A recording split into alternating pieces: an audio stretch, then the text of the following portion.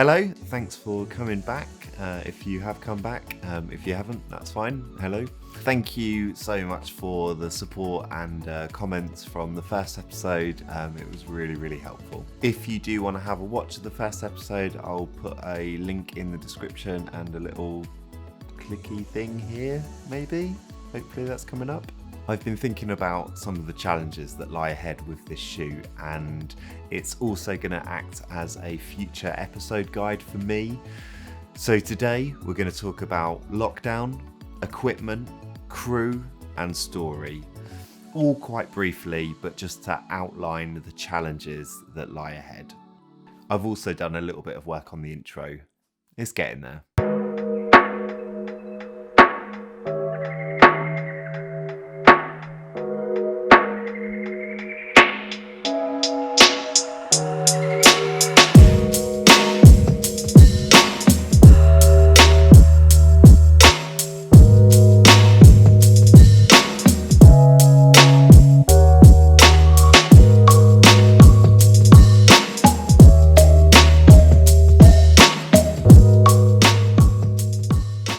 Lockdown, quarantine, and I'm really going to try and focus on the positives of these challenges, because if I didn't, this would be a very depressing video. I'm very aware that going out is restricted, and I think it's a fantastic thing what we are all doing at the moment and the sacrifices that we are making. So I want you to know that when you see me out and about doing a recce or filming outside, this is all as part of my getting out once a day, going for a walk or doing some exercise, and I'm simply taking my camera with me. So what does this mean filming wise? Well, usually on a shoot you'd plan out the maximum amount of hours that you can have in a day, planning all your shots and try and get it all done in one chunk. When you've got all your equipment, you've got everything that you need.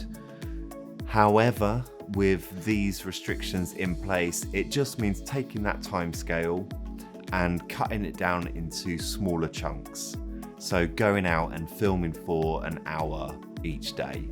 This is going to take longer. It also raises the problem of something called continuity, which we rely on a lot in film.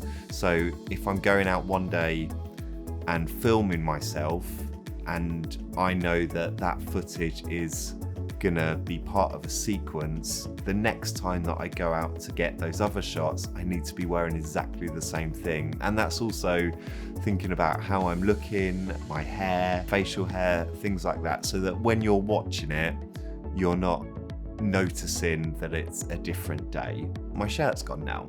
So there's something in our brain that goes, wait, this isn't real. And of course it's not real, but we want to suspend the audience's disbelief as best we can. So continuity is one of the things that can help us with that. Equipment, along with the lockdown and going out, it also limits some of the equipment which might otherwise be available for me. When I'm working for a client, I'd usually rent some equipment depending on the job. Things like lenses and lights, audio equipment, cameras. But this isn't going to be an option this time. So I need to look at the equipment that I have, which is enough, but not quite enough. I want to focus on the story of this film, and I'm hoping that if that story is strong enough, then we can forgive some of the equipment. I mean, I won't. I will look at it and be like, oh, I just wish that I had that lens and that light, if I had a drone, if I had this, if I had that. I think this has stopped me making films in the past. I haven't got an Epic Red, I haven't got a Canon C500, I wish I had this aperture light, blah de blah de blah. And all it does is stop us being creative. We've all seen those terrible blockbuster movies where you watch it and you just think, you have that much money, millions and millions of pounds, and yet, you know the ones I'm talking about. I know this is not going to be my greatest work ever, this film. It will be the best that I can get out of it under these situations, and I'm really, really going to push for getting it perfect, which it won't be, but I feel like I'll look back on this in a year or two and I'll be like, oh my God, That's so awful. Why did you do that? If I don't do it now, that time is going to come much later on.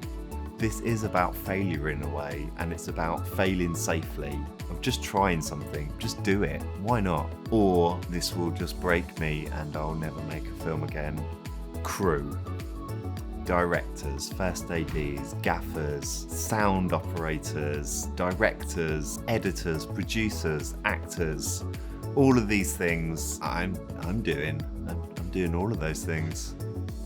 And I think it's a really positive thing. I know that I'm going to come out of this having failed a little bit, but more informed, so that in the future, when I work with people who are experts in that field, I can have an informed discussion, both technically and artistically, and that's going to be a really good thing.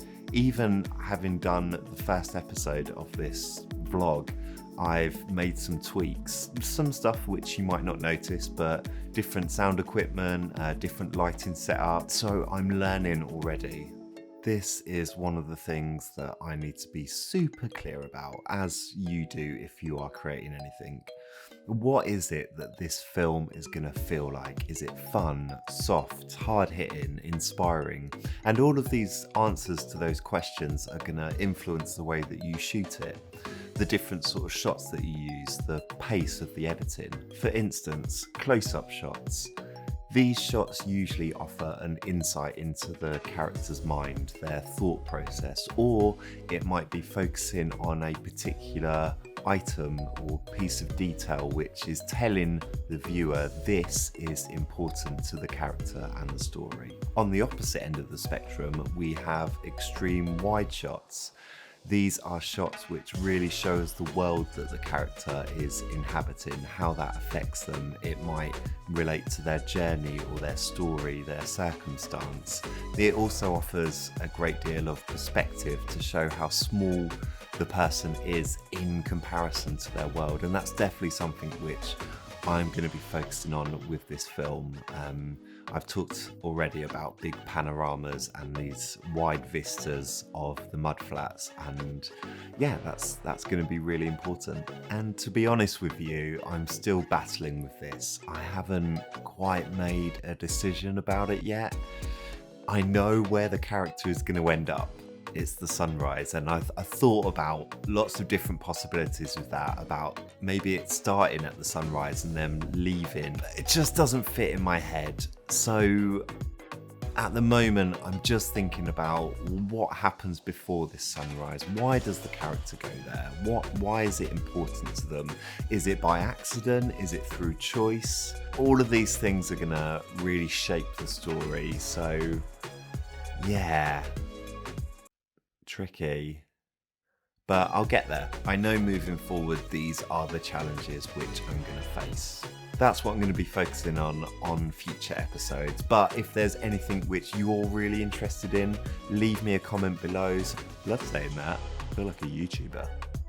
I am, but I'm not. I'll put it in the link below. Subscribe, like, different angles to keep the viewer interested. Follow my friend. He's really cool. If there's anything which you're really interested in, leave me a comment below, something which you want to know more about. I will document that as best I can and hopefully give you some answers, but more importantly, maybe I'll be able to give you some questions, act as a bit of a soundboard for the project that you're working on. So leave me a comment below, give this video a like, subscribe to the channel. It really helps. I'm so thankful for the people that have done it already. Let's get to 25 by next week. That would be brilliant. Stay safe, look after yourself, and see you soon.